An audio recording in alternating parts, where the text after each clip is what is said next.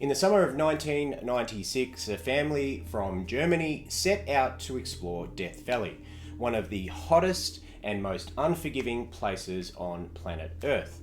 They left behind a nearly impossible trail of clues, a burned out rental car, cryptic entries into a visitor's logbook, personal belongings scattered deep into the desert, and footprints leading into a place that nobody should ever walk. For months, no one knew where they'd gone, and for years, the desert kept its secrets. Tonight, we follow their path step by step into the heat, the silence, and into the mystery. It's midnight somewhere, and tonight, I have a story for you.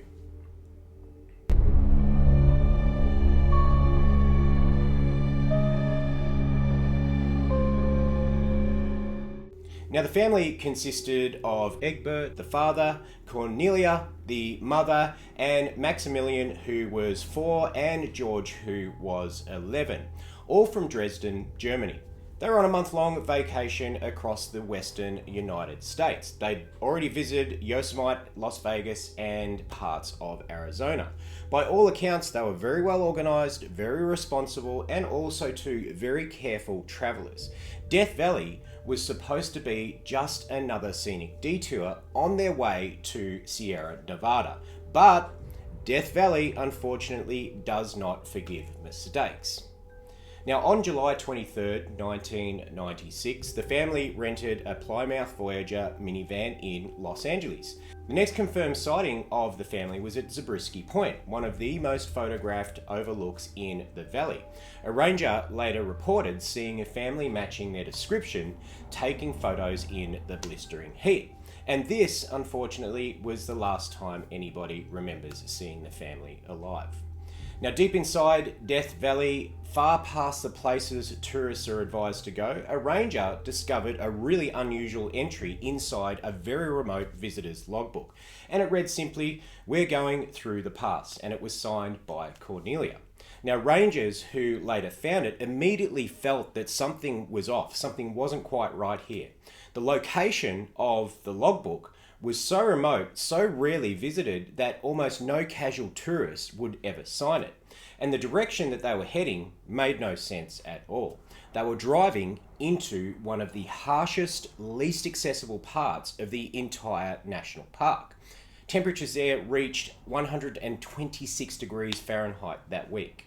Now, months later, in October, a National Park Service helicopter spotted something pale down in the desert below. And unfortunately, it was the family's rental van.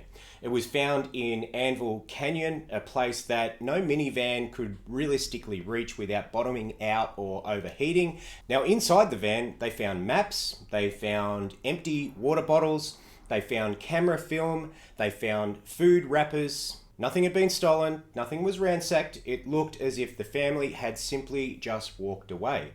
Outside of the van, footprints headed southwest, deeper into the desert. And this was the most dangerous direction possible, because in this direction, there was no water, there was no shade, there was no trails, and there was definitely no civilization. Just endless rock and heat.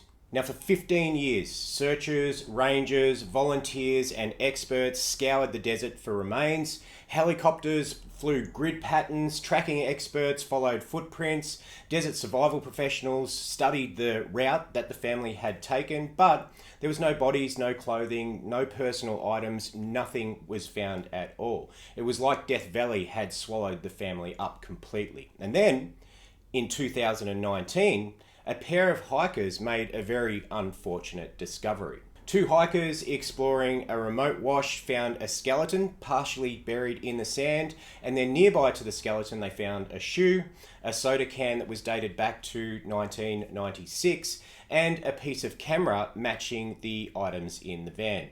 Further searchers uncovered the remains of 3 of the 4 family members: Camellia, the mother, the younger boy, and also too the older son. Now, one person who was still missing was the father. So naturally, with a disappearance like this, there were many theories thrown around as to what must have happened to the family. One of those theories was a wrong turn became fatal.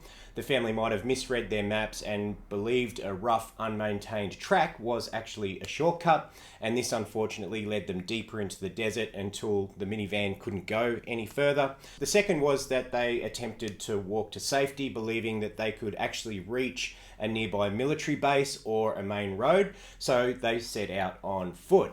But unfortunately, the nearest shade or water was more than 20 miles away, and in that severe heat, a person can die in a matter of hours. The third theory was mechanical failure, which then in turn created panic. Some believe that the van might have overheated or gotten stuck and the family simply panicked. But the van's condition suggests that they weren't rushed at all. The doors were closed, belongings were neatly placed inside, and the scene looked like it was a scene from a very calm family when they walked away. So, what happened to the German tourists is a chilling reminder of how quickly the desert can turn fatal. One wrong turn, one misread map, one decision to walk, and the environment becomes your worst enemy. It took 13 years to find the three of them, and still, one is missing or out there somewhere. If you like dark stories told at midnight, subscribe. I drop 3 mysteries every single week. See you at midnight.